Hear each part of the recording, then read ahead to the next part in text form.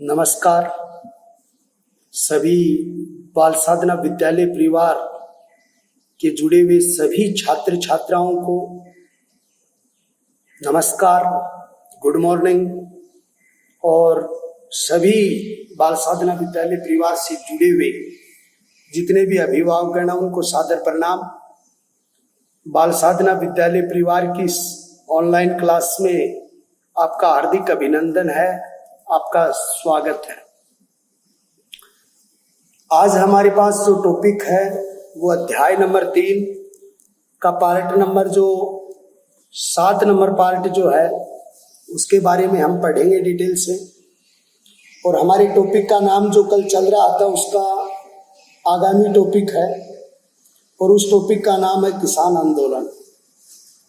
किसान आंदोलन में पहला जो आंदोलन हमारे पास आ रहा है वो पहला आंदोलन है पंजाब किसान आंदोलन।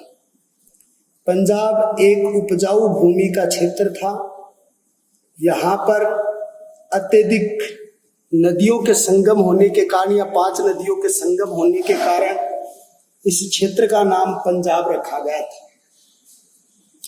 अत्यधिक उपजाऊ भूमि होने के कारण यहाँ के किसानों पर कर अन्य किसानों की बजाय ज्यादा था और यही कारण था यहाँ का किसान आम तौर के ऊपर या आम किसान जो था वो किसान ऋणग्रस्त था, उसके ऊपर अत्यधिक ऋण था।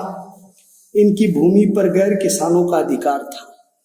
पंजाब की जो भूमि थी उसे सेठ साहूकार जमींदार लोग अत्यधिक कर दिया करते थे और अत्यधिक कर देने के कारण यहाँ के किसान धीरे धीरे ऋणग्रस्त हो गए और यही कारण हुआ जो गैर किसान वर्ग था वो गैर किसान वर्ग यहाँ की भूमि का वास्तविक मालिक बन गया था। भूमि स्थानांतरण को रोकने के लिए पंजाब भूमि अन्याक्रमण अधिनियम लेकर आई थी।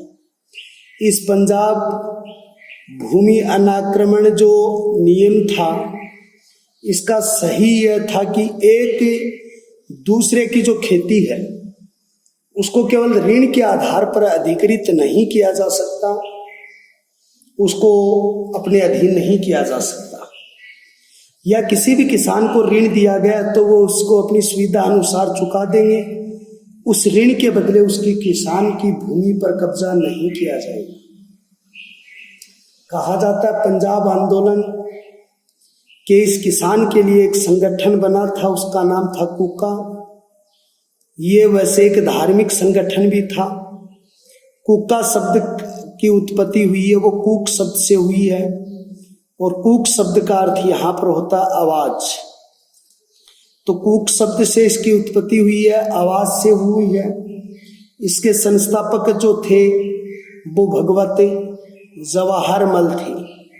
भगवत जवाहरमल जो थे वो कूका आंदोलन के मूल संचालक थे, संस्थापक थे।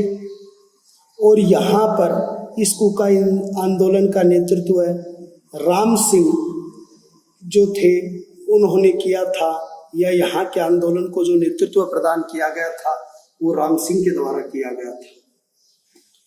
कहा जाता है भारत के इतिहास का दूसरा आंदोलन था चंपारण किसान आंदोलन। ये जो चंपारण जो क्षेत्र है ये बिहार का हिस्सा था। बिहार भी एक नदियों द्वारा प्रवाहित क्षेत्र होने के कारण अत्यधिक उपजाऊ भूमि थी। कहा जाता है बिहार के आंदोलन का नेतृत्व महात्मा गांधी जी ने किया था और महात्मा गांधी जी 1915 में दक्षिणी अफ्रीका से भारत आए थे और पहली बार महात्मा गांधी ने इसी आंदोलन में सत्याग्रह का प्रयोग किया था, या सत्याग्रह की नीति का संचालन प्रथम बार जो किया गया था वो 1915 ईस्वी के अंतर्गत किया गया था। यहाँ ये भी कहा जाता है यहाँ पर यूरोपीय व्यक्ति नील की खेती करने वाले किसानों पर अत्याचार करते थे। यहाँ की एक मुख्य खेती थी और उस खेती का नाम था नील की खेती। नील की खेती करने वाले किसान जो थे उस पर यूरोपीय जो समुदाय था वो यूरोपीय समुदाय अत्याचार करता था, उन्हें उचित भाव नहीं देता था, उनके साथ ठगी करता था। इस नील की खेती का एक नियम बना रखा था और उस नियम में 3/20 जिसको 3 कठिया कहते हैं। ये 3 कठिया प्रथा क्या थी?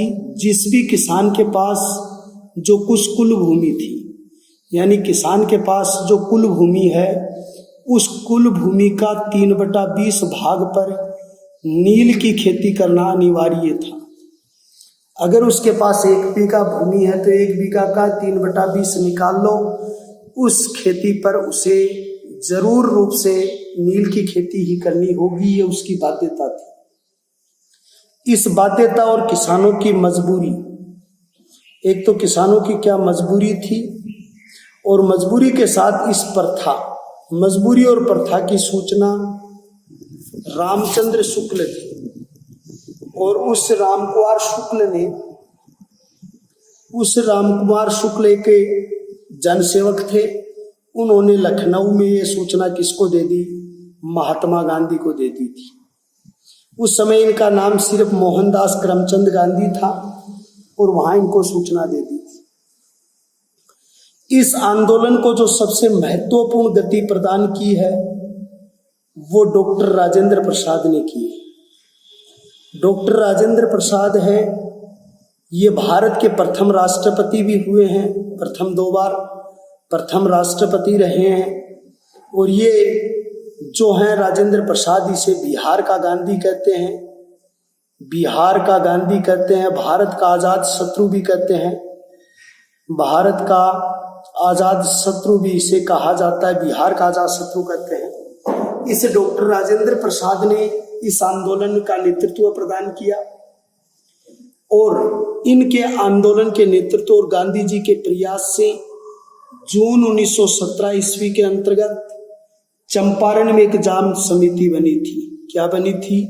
चंपारण जांच समिति का गठन किया गया और जब चंपारण जांच समिति थी, उसकी रिपोर्ट के आधार पर एक कृषि कानून पारित हुआ, चंपारण कृषि अधिनियम, ये पारित हुआ 1917 में। इसके तहत किसानों से नील की खेती करवाना बंद कर दिया। इसके तहत क्या था? किसानों से जो नील की खेती थी, किसानों से नील की खेती करवाना बंद कर दिया। कोई बाध्यता नहीं, अपनी इच्छा से करे तो ठीक है, न करे तो उस पर बाध्यता नहीं होगी। 25% अवैध वसूली जो थी वो वापस लौटा दी, यानी 25% जो वसूली की थी, जो अवैध वसूली थी, उस अवैध वसूली को वापस लौटा दिया था। यानी चंपारण कृषि अधिनियम बना 1917 में। किसानों से नील की खेती करवाना क्या कर दिया? इसके अंतर्गत बंद कर दिया और किसानों से 25% जो अवैध वसूली की जाती थी, वो अवैध वसूली जो थी वो भी इसके अंतर्गत बंद कर दी थी। चंपारण किसान आंदोलन में जब गांधी जी ने नेतृत्व किया, उस नेतृत्व से खुश होकर, उनकी नेतृत्व ताकत को देखकर, कुशलता को देखकर, रविंद्रनाथ टैगोर थे और रविंद्रनाथ टैगोर ने गांधी जी को महात्मा की पदवी से सम्मानित किया था। जो गांधी जी थे, गांधी जी को महात्मा की पदवी से सम्मानित किया या उनको गौरवान्वित किया और रविंद्रनाथ टैगोर को महात्मा गांधी ने गुरुदेव की पदवी से विभूषित किया था। गुरुदेव की पदवी से विभूषित किया था किसने? महात्मा गांधी जी ने। प्रश्न पूछा जाता है, महात्मा गांधी जी को रविंद्रनाथ टैगोर ने कौन सी पदवी दी? तो आपको लिखना पड़ेगा महात्मा। और महात्मा गांधी ने रविंद्रनाथ टैगोर को कौन सी पदवी दी? तो रविंद्रनाथ टैगोर को गुरुदेव की पदवी दी थी। गुरुदेव की पदवी से विभूषित किया था। वो विभूषित किसने किया था? विभूषित किया था महात्मा गांधी ने। तो इस प्रकार चंपारण किसान आंदोलन जो था वो गांधी जी का पहला सत्याग्रह था। भारत के राष्ट्रीय स्तर पर ये पहला किसान आंदोलन था जिसमें गांधी जी ने सफलता प्राप्त की थी। गांधी जी के जीवन का दूसरा किसान आंदोलन रहा वो खेड़ा किसान आंदोलन था। खेड़ा किसान आंदोलन जो था वो 1918 ईस्वी के अंतर्गत संचालित हुआ। खेड़ा जो प्रांत है वो खेड़ा जो सत्याग्रह जो है चलाया था वो खेड़ा सत्याग्रह कहाँ का है? गुजरात का है। कहा जाता है खेड़ा जिले में 1918 को दुर्भिक्ष महामारी का शिकार हुआ। खेड़ा जो था वहाँ की जो कृषि थी वो दुर्भिक्ष महामारी की शिकार हो गई, दुर्भिक्ष महामारी की शिकार हुई। और जब दुर्भिक्ष महामारी की शिकार हुई थी 1918 में खेड़ा की कृषि व्यवस्था, लेकिन अंग्रेजी सरकार ने मालगुजारी की प्रक्रिया को बंद नहीं किया। कृषि हुई नहीं तो किसान कर कहाँ से देंगे, कर कहाँ से लुटा पाएंगे? लेकिन ब्रिटिश चुका पाएंगे, लुटा नहीं चुका पाएंगे। ये बात कभी ब्रिटिश सरकार ने सोची नहीं और उन्होंने जो अपनी एक नित्य प्रक्रिया थी माल गुजारी वसूली, गुजारी की वसूली, उसको जारी रखा। उस समय ये कर देने में सक्षम नहीं थे। ये कहा जाता है एक चीज और इन्होंने गलती की। ठीक है, माल गुजारी वसूली चल रही थी, दुर्भिक्ष महामारी भी थी, लेकिन उसी समय इस दौर में इन्होंने 23% कर में वृद्धि कर दी थी। अब वर्दी भी हो गई, वसूली भी हो रही है, फसल अच्छी हुई नहीं, अकाल पड़ गया, दुर्भिक्ष महामारी आ गई, तो किया क्या जाए? तो ऐसी स्थिति में किसानों के साथ एक अन्याय हुआ। लेकिन उस समय ब्रिटिश सरकार की एक राजस्व संहिता थी और उस राजस्व संहिता का एक नियम था। उस राजस्व संहिता के नियम में एक बात कही गई थी कि फसल का उत्पादन जो होता है, ध्यान से सुनना थोड़ा, फसल का उत्पादन होता है। अब फसल का जो उत्पादन है, कुल उत्पादन यानी जो वर्ष भर में जो टोटल उत्पादन होता है, फसल का उत्पादन कुल उत्पादन के 1/4 से अगर कम है तो किसान राजस्व पूरी तरह माफ कर दिया जाएगा। मान लो फसल का उत्पादन जैसे 2020 का उत्पादन है और वो 2020 का उत्पादन कुल उत्पादन जैसे हर साल है वो 100 मन होते हैं और 2020 की फसल का उत्पादन 100 मन उत्पादन का 1/4 से कम है, यानी 25 मन से भी कम है, तो उस साल का राजस्व पूरा माफ कर दिया जाएगा। ये उस समय की राजस्व संहिता थी। उसमें ये बात कही गई थी कि अगर उस समय फसल का जो टोटल उत्पादन है, उस उत्पादन यानी फसल की इस वर्ष का उत्पादन कुल फसल उत्पादन के 1/4 से भी कम है तो राजस्व की अदायगी नहीं की जाएगी, राजस्व मांग कर दिया जाएगा, माफ कर दिया जाएगा। गांधी जी को इस बात का पता लगा, उसने किसानों को कर न दो का नारा दिया। यानी जो नारा था वो नारा था कर न दो, और यानी उन्होंने जो थी दमनकारी कुरीतियों का विरोध किया। और ये गांधी जी का पहला किसान आंदोलन था। पहला सत्याग्रह चंपारण था और पहला किसान आंदोलन जो था वो खेड़ा था। मजबूर होकर सरकार को झुकना पड़ा और करों में क्या करनी पड़ी, कमी करनी पड़ी और उसे मजबूर होकर अपने कर लेने पड़े। कुछ और किसान आंदोलन भी चले।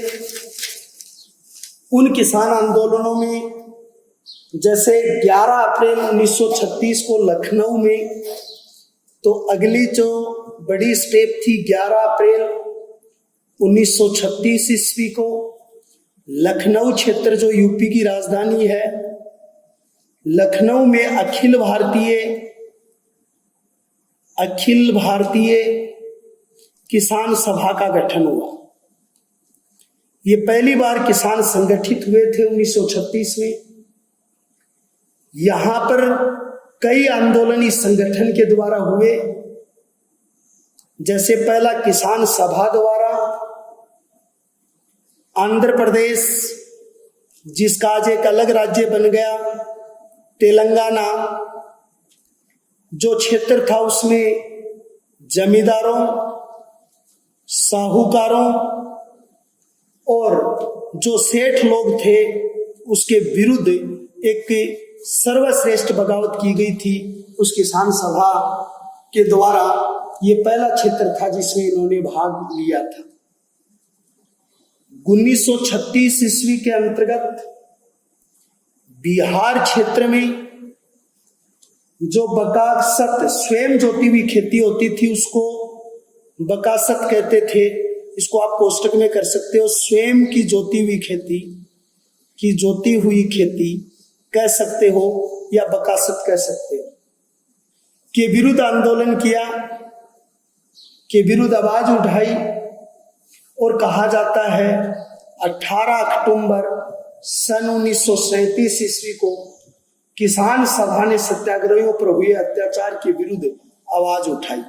यानी 36 के अंतर्गत वास्तव स्वयं जोती हुई जो खेती थी किसानों की, जो बाकस थे, उन्होंने भूमि के विरुद्ध, जो उनकी भूमि स्थानांतरित की जा रही थी उसके विरुद्ध विद्रोह किया, आंदोलन किया। 37 के अंतर्गत किसान सभा ने सत्याग्रहियों पर अत्याचार के विरुद्ध आवाज उठाई। उसके बाद ताना भक्त किसान आंदोलन जो संचालित किया गया झारखंड क्षेत्र में, जो जतरा भक्त के द्वारा आपके नहीं दिया हुआ लेकिन ज्ञान पूरा होना बहुत जरूरी है।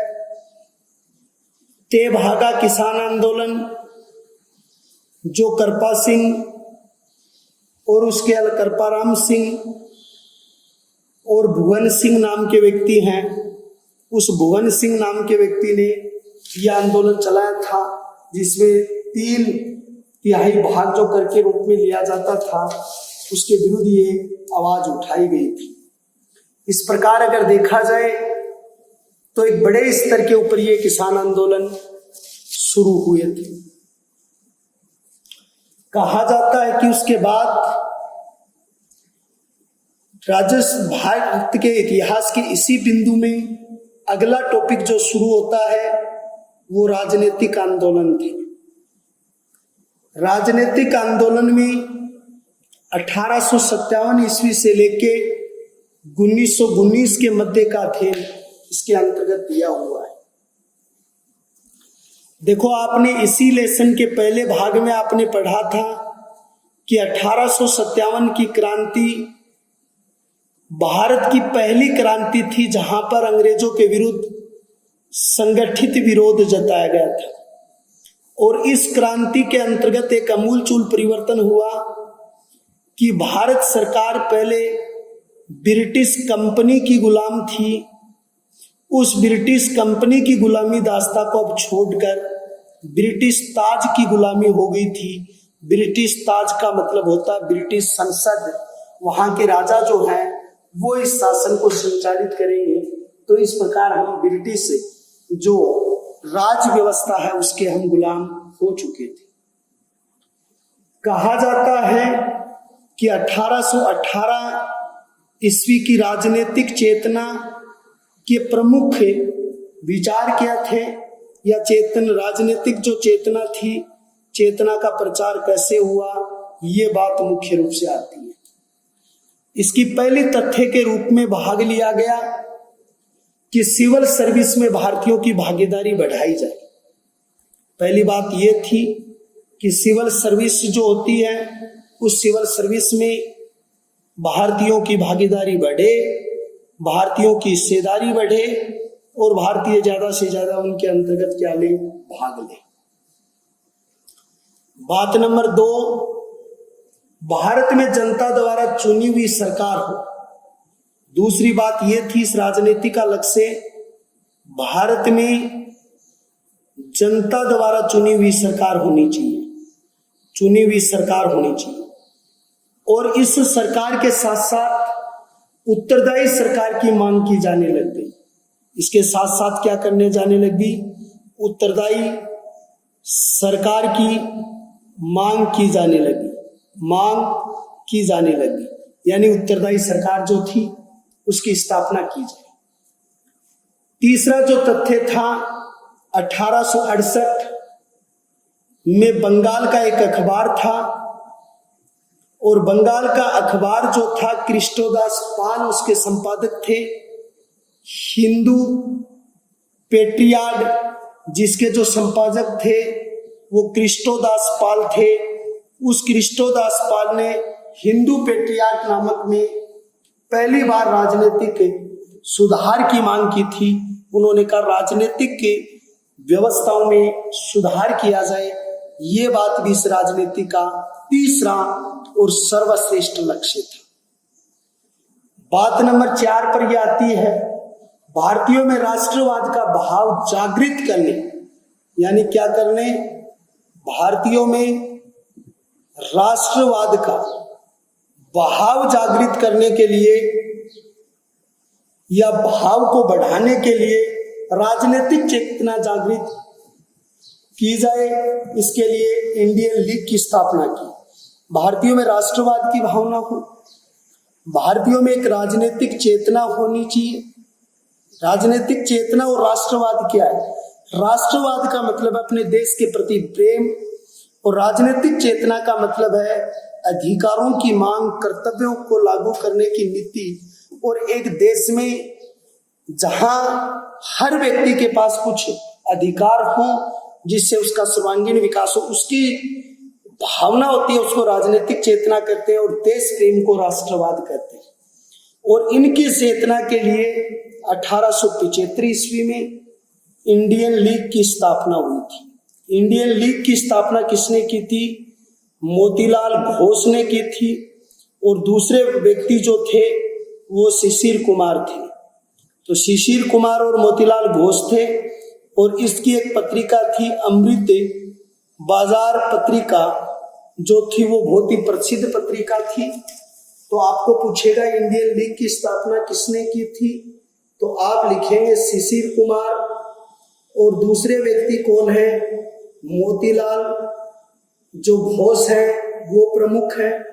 आपसे पूछेगा पत्रिका अमृत बाजार पत्रिका जो है वो इसकी मुख्य क्या है पत्रिका थी।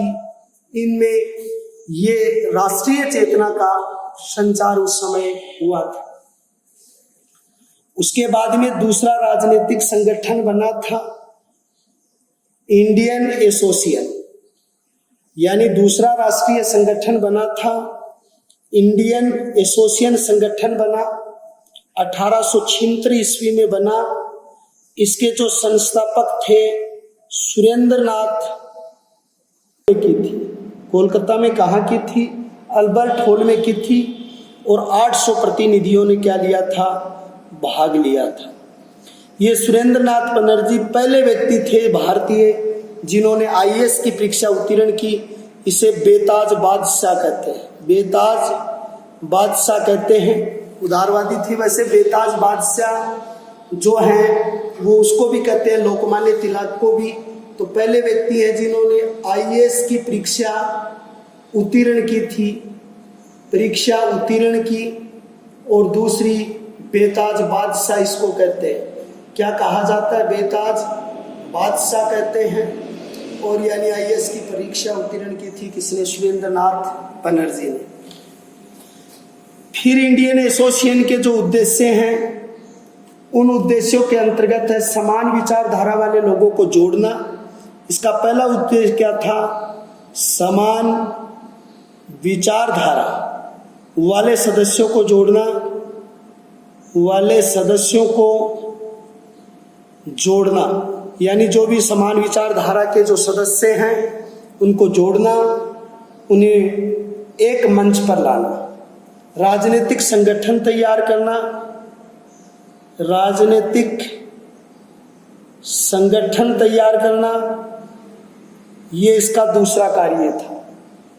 सामान्य जनता को संगठित करना, जो सामान्य जनता है उनमें राष्ट्रीय भावना का संचार करना, जनता को संगठित करना, जनता में एकता की भावना का संचार करना, जनता के शासन व उत्तरदायी शासन की स्थापना का प्रयास जनता का शासन हो और जनता का शासन होने के साथ साथ उत्तरदायी शासन भी होना चाहिए, यानी एक उत्तरदायी व्यवस्था हो, उत्तरदायी शासन की स्थापना का प्रयास भी किया गया था।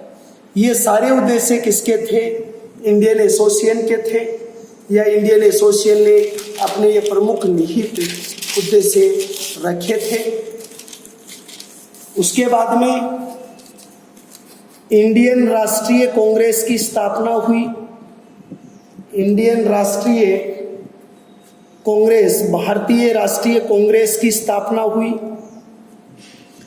इसकी स्थापना का प्रथम प्रयास जो चला वो 1883 में चला था। इसका प्रयास किसने किया था? एलन एक्टोवियन होम ने किया था। हामू है, उन्होंने किया था 1885 ईस्वी के अंतर्गत। इसकी स्थापना कब हुई? तो स्थापना में आएगा 28 दिसंबर सन 1885 ईस्वी। इसका प्रथम अधिवेशन हुआ और वो प्रथम अधिवेशन 31 दिसंबर सन 1885 ईस्वी को हुआ था। इसका पहला अधिवेशन हुआ बंबई के ग्वालियर टैंक गोकुलदास तेजपाल संस्कृत कॉलेज में हुआ था।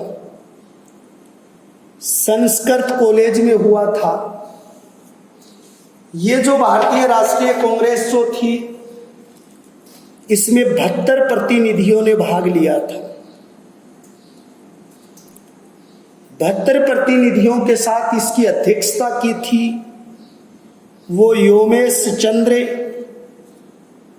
बनर्जी ने की थी, और इसके सचिव A.O.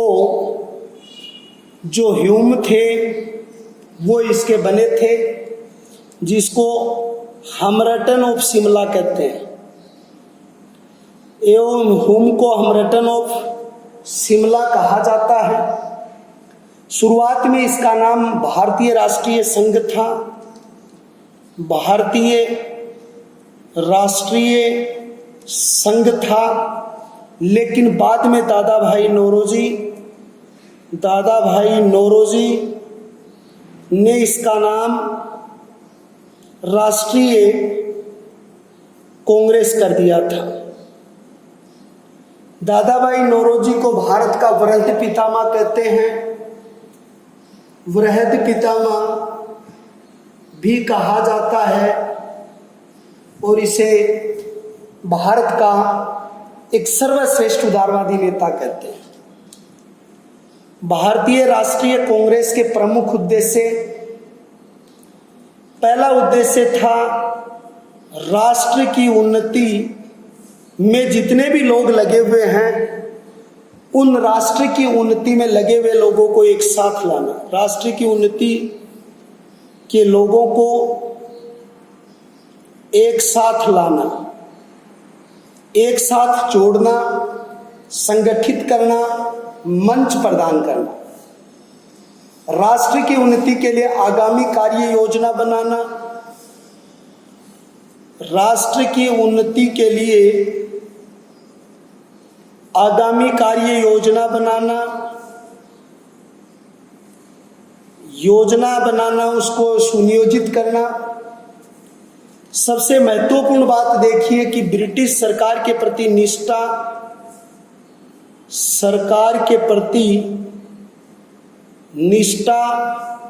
भक्ति रखते हुए इंग्लैंड की संसद द्वारा, क्योंकि इस समय हम किसके कानून चल रहे हैं हमारे ऊपर?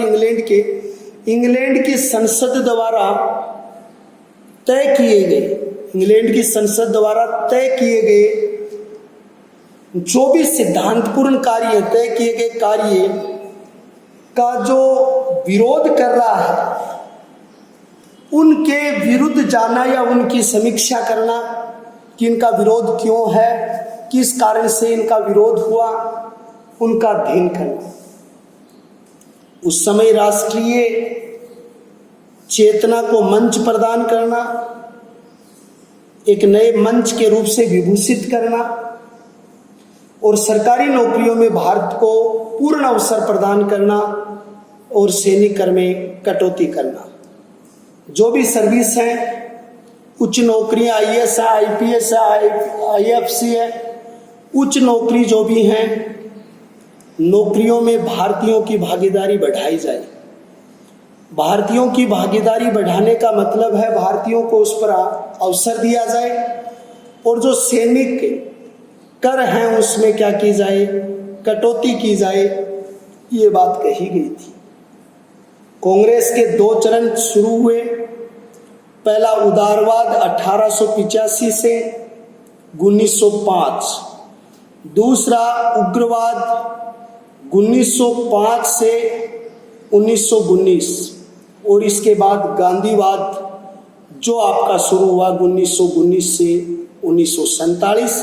ये टॉपिक हम आपको अगली क्लास में बताएंगे।